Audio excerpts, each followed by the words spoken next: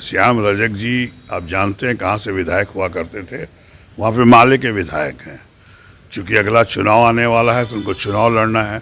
जब माले का सीट अगर गठबंधन में रहते तो उनको टिकट नहीं मिलता, इसलिए वो भारतीय जनता पार्टी और एनडीए के साथ जा रहे हैं, जदयू में ज्वाइन कर रहे हैं, चूँकि वो चुनाव लड़ना चाहते हैं। कोई भगदड़ नहीं मचेगी, इंडिविजुअल है ये। राजनीति में, लोकतंत्र में सब लोग चुनाव लड़ना चाहते हैं।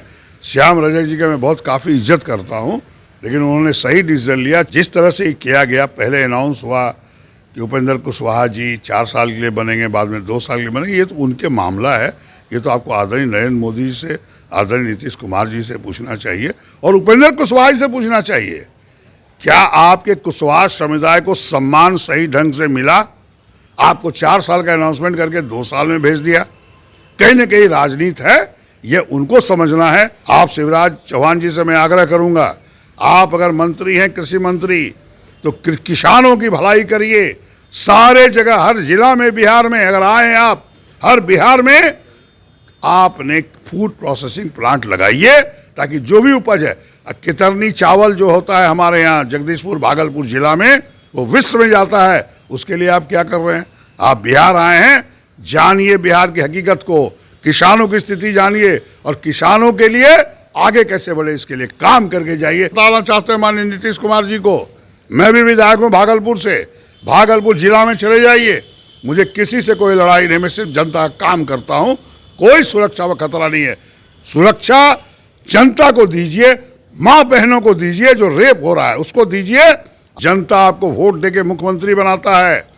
जनता की सोचिए, अगर जनता की आप नहीं सोचेंगे, सिर्फ विधायकों का सोचेंगे और सांसदों का सोचेंगे श्रेणी सुरक्षा की बात, तो आपको जनता माफ नहीं करेगी। बिहार में सुशासन की सरकार है, ऐसा लगातार जो है सत्ता पक्ष के लोग दावा कर रहे हैं। लेकिन एक तरफ बिहार में आपराधिक घटनाएं घट रही है, वहीं दूसरी तरफ मंत्री हो और सांसद हो, उनको जेड और वाई सुरक्षा दी जा रही है।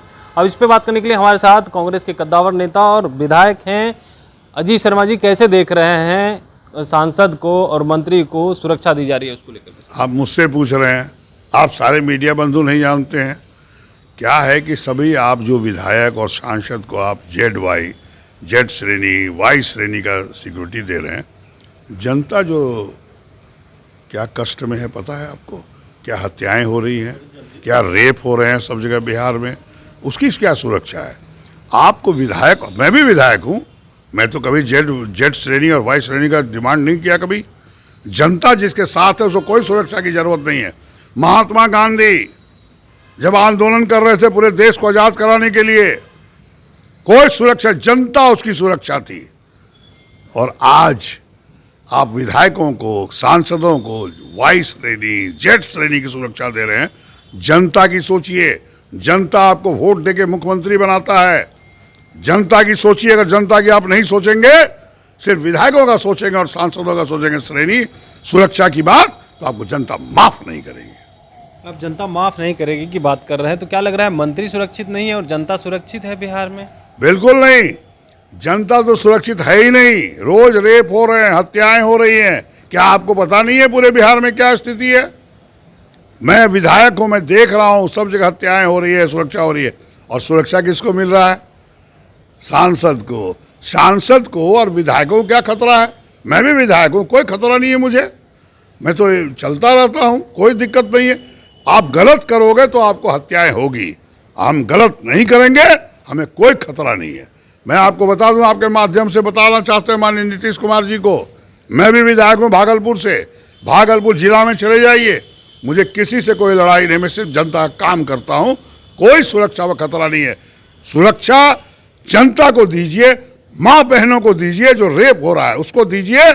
आप विधायकों को और सांसदों को सुरक्षा दीजिएगा, जनता आपको माफ नहीं करेगी। चलिए, जनता माफ नहीं करेगी। उपेंद्र कुशवाहा को जो है राज्यसभा के लिए भेजा गया है 2 साल के लिए, वहीं मनन मिश्रा को 4 साल के लिए। इसको आप किस रूप में देख रहे हैं?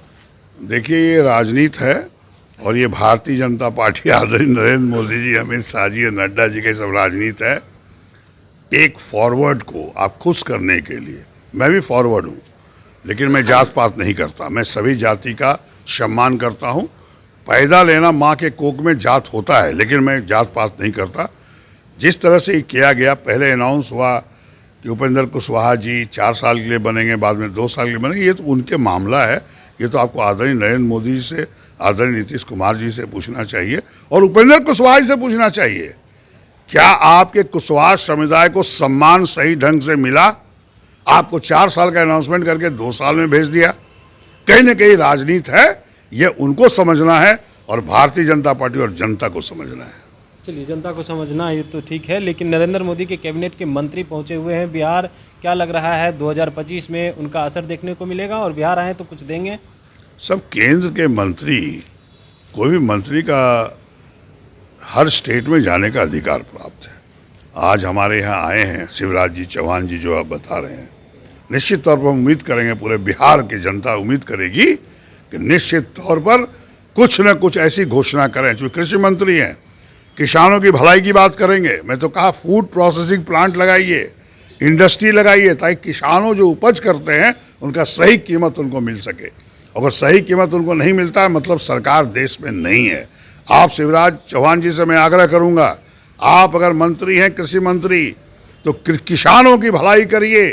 सारे जगह, हर जिला में बिहार में अगर आए हैं आप, हर बिहार में आपने फूड प्रोसेसिंग प्लांट लगाइए, ताकि जो भी उपज है, कितरनी चावल जो होता है हमारे यहाँ जगदीशपुर भागलपुर जिला में, वो विश्व में जाता है। उसके लिए आप क्या कर रहे हैं?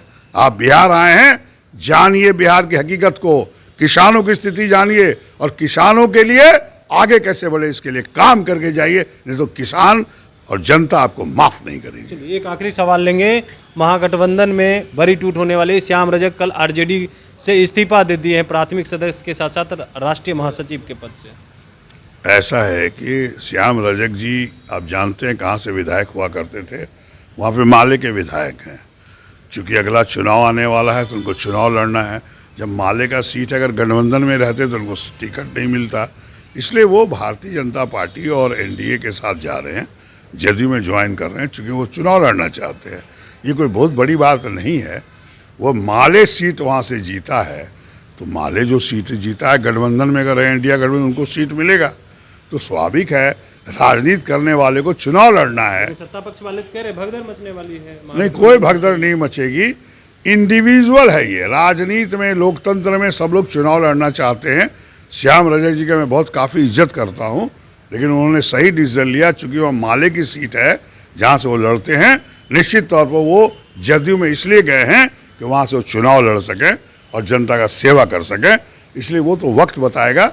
लेकिन उनका निर्णय गलत नहीं है, चूँकि अगर चुनाव लड़ना चाहते तो उन्होंने सही निर्णय लिया। चलिए, तो आप सुन रहे थे क्या कुछ कह रहे थे कांग्रेस के कद्दावर नेता और विधायक अजीत शर्मा। तमाम सवालों का जवाब दिया, साथ ही साथ श्याम रजक को लेकर के कहा है कि सही फैसला लिए हैं, क्योंकि उन्हें 2025 में चुनाव लड़ना है।